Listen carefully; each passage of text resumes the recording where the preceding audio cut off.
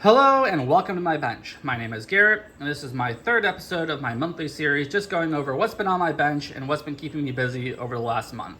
This month is all about enameling.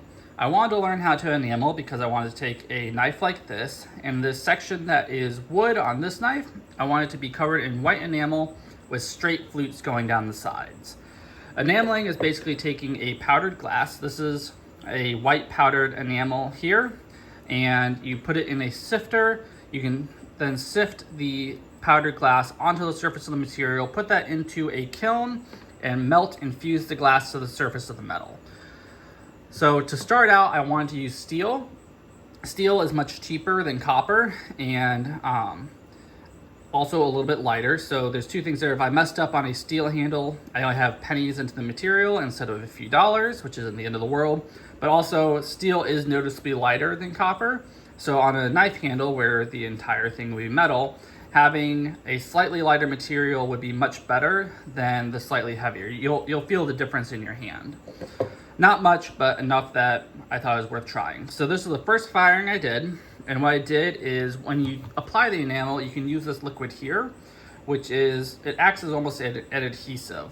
So you spray on that liquid, sift the enamel on top of the liquid, and that just holds the enamel in place. You could even, flip upside down the whole piece and none of the enamel is gonna fall off. I believe on this one I did 3 applications, so it was spray, sift, spray, sift, spray, sift, and then I fired it. As you can see, all these little black dots showed up, which when I looked at my book that I'm learning enameling out of, there's several issues that this could be. The most common is that this adhesive compound didn't fully dry. So you still had some liquid in there, or not dried liquid, and when it fired, it kind of bubbles up and causes all these little dots. So when I did the next one, I did the same thing of the 3 applications of enamel, and this time I left it overnight to dry. So I enameled it one night, and the next day I went ahead and fired it, and I still ended up with these little black dots. So I was like, that's odd. I don't know exactly what's going on. I know steel is not the most common material to apply enamel to, but figured I'd give it one more shot. So this third firing, I did none of this adhesive liquid and just did 3 or 4 or I guess it's 1 heavy application of the enamel, and I went ahead and fired that. And as you can see, there's all these little bubbles in there still. So clearly my issue at least wasn't 100% the liquid, and I was starting to get concerned that it was the actual material, the steel underneath. So I figured instead of doing 20 or 30 more tries and trying to figure it out, I would just call Thompson's Enamel and see if they'd be able to help. They are a fantastic company to work with. I was asking some very basic questions, as essentially as beginner questions as you can get. That's what I was asking, and they took the time to answer all my questions, gave me an email if I needed an email. Very helpful company. I highly recommend working with them. So they told me that this enamel is not applicable for steel except in very specific circumstances that I was not going to deal with. So I then switched over to copper. So this one here is the first copper piece I did, and I did the 3 applications where it's spray, sift, spray, sift, spray, sift. And as you can see, this came out pretty well, except there's still some little, it looks like bubbles that almost filled up. So it's like, looks like I'm on the right track. I got rid of all these big bubbles, as well as the black spots in it as well. So the next piece that I did here was the same thing, just copper, heavily done, and I fired it longer. And as you can see, it came out almost perfect. I was very happy with this result. This is exactly the look I wanted on the knife handle. So the next thing to do was to start actually working on the form, because it's one thing to enamel just a flat square like this. It's a whole another thing to try to enamel a surface with 3D textures in it. So as this one, you can see I filed over the sides just to represent the edges, and then I did 1 flute down the center to represent the straight flutes that I wanted to make. I applied the enamel, and I was using this standard sifter here. This is a 40 mesh sifter, and it completely washed out the whole piece. So I only did one application of enamel here. However, it's so thick on top that I didn't want to try and get more enamel applied to the edges. So figured, yeah, let's give it a shot, see what happens. As you can see, the flutes got completely washed out, and as well as the sides were not, I mean, I know this was just because of application, but the sides came out real bad. So I figured once I got to that piece, my main issue here was the application process. Like I said, I was using this standard 40 mesh sifter. Mesh is, I don't exactly know what it is. I believe it's the number, if I remember, it's the number of holes. I don't know if it's like on the side of an inch or number of holes in a square inch. Anyways, basically the larger the number, the smaller the holes are, is how mesh size works. So this is 40 mesh, pretty standard. The enamel itself is an 80 mesh enamel. So I decided to make myself some mesh sifters. This is the one I first made here to kind of replicate at least the size of the standard one. And I thought this was gonna be super hard to make, but it's honestly the easiest thing to do. You cut out a hole in the bottom of whatever plastic piece you want to make into your sifter. Cut a piece of the screen, place it on there, heat up a piece of metal, and just kind of run it around, melting the plastic into the screen. And then trim it up with scissors and you're good to go. So I made this perfect, you know, matches the initial size well. However, when I was looking at this next piece here, I was like, I cannot do really detailed or accurate application of the enamel because my screen is the entire size of the piece or larger. So either I'm going to waste a ton of enamel because, you know, if I'm sifting on the side, I'm going to miss all of that glass that's going past the piece, or I'm just going to still wash it out because, you know, if this corner needed a little more, I'm also going to be putting more over here and everywhere else. So I never actually used this. I instead ended up making this smaller sifter here. As you can see, it's the same 80 mesh screen, just a much smaller surface area, so I can get very accurate application of the enamel powder. Initially, I didn't have these toothpicks glued to it. I'll explain that later. But I went ahead, did a very careful application onto this piece. And as you can see, the flutes are better. They're still pretty washed out. A lot of the enamel just kind of melted. I don't know if it flowed in there or just how it was applied. Just there was a lot more in the actual flutes. So I figured, okay, so my big issue here was the application.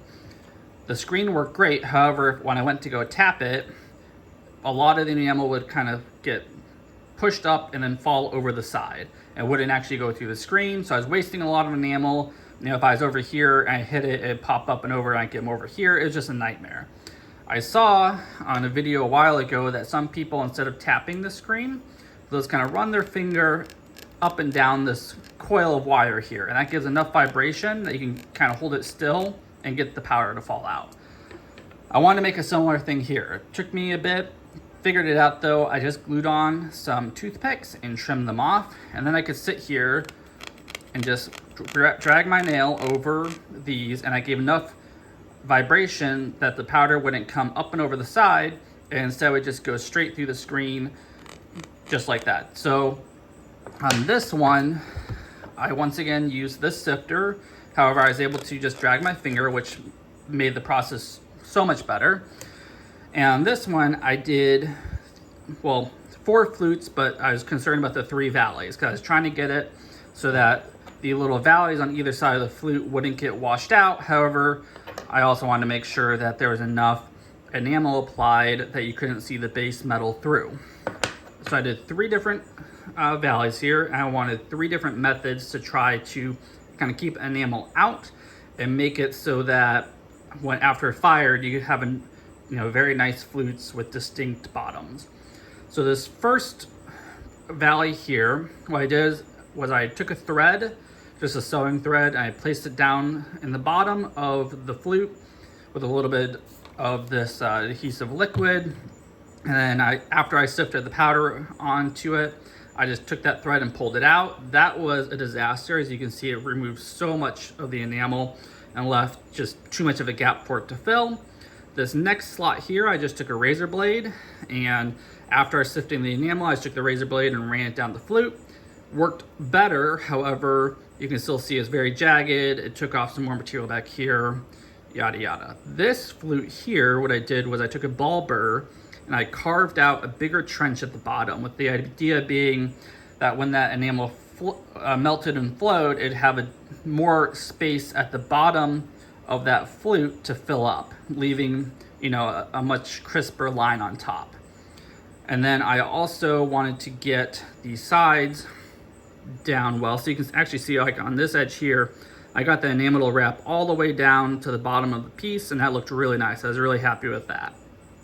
However, I started to notice that there is some chipping going on these pieces as I handled them. This one, I know I hit it pretty hard just to see what would happen. It chipped off. Wasn't super concerned. No issues with this one. This one I never did much with. However, on this one, as I started handling, I started noticing, like I said, the enamel chipping off. So I was concerned. Initially, I thought this was just because the enamel is so thin, and maybe when the enamel is thicker, it'd have enough mass, it could kind of take the shock better. So before I went to the point of making a little practice piece to carry around in my pocket to see how it would wear, I figured I'd just make a real simple piece like this and carry this around for a few weeks while I figured out the details of the flutes, just to see, you know, if the enamel would chip off immediately or if it would last. So I made this piece, no flutes, nice and rounded. I did fire this one twice, and that's actually why the edges here got thinner, because I think some of the enamel just ran off the edge and burned. But then I took this piece, and the first day I had these chips showing up, and that was just dropping it, kind of like, oh, there you go, another piece chipped off, just like that. So as you can tell, this enamel is very fragile. So if you can imagine that this little piece is pretty light, dropping an inch or two above a wooden surface chips it. A whole knife with all that mass of all that metal behind it and just being kind of set down on its countertop, it's gonna chip off all the enamel immediately and fall off. So unfortunately, unless I figure something else out with this enamel to kind of protect it, or, you know, allow places to, I don't know if I would leave the corners off or whatever, but as of right now, this whole idea of having an enameled handle and a knife is done. I'm not going to pursue it anymore. I still like the design. I still want to complete the design, but I'm going to have to figure out a different material to make the kind of white fluted section out of, just because enameling is not going to work. I am definitely not done with using enamel. I have some ideas of some future projects I want to do where I would do a white enamel on something. It is such a cool look. I don't know how to describe it, but just when you look at it, it just looks so, I don't know, elegant, I guess would be the word.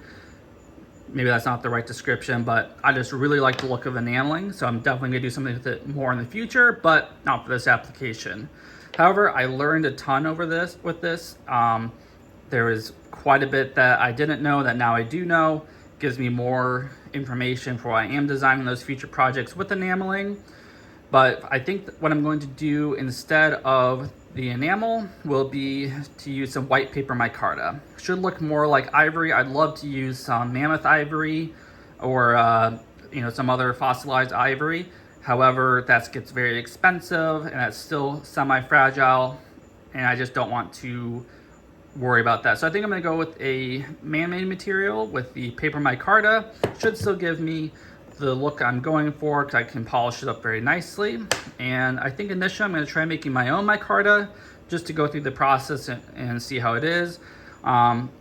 If that doesn't work, then I'll just go ahead and buy some. But I like to learn and try out my skills on try out my ability to learn new skills, I guess. So this next month, I'm going to be working on making micarta to continue on trying to make a little practice piece to carry around to see how this handle would wear, and then, you know, 6 months to a year later, actually make the full knife.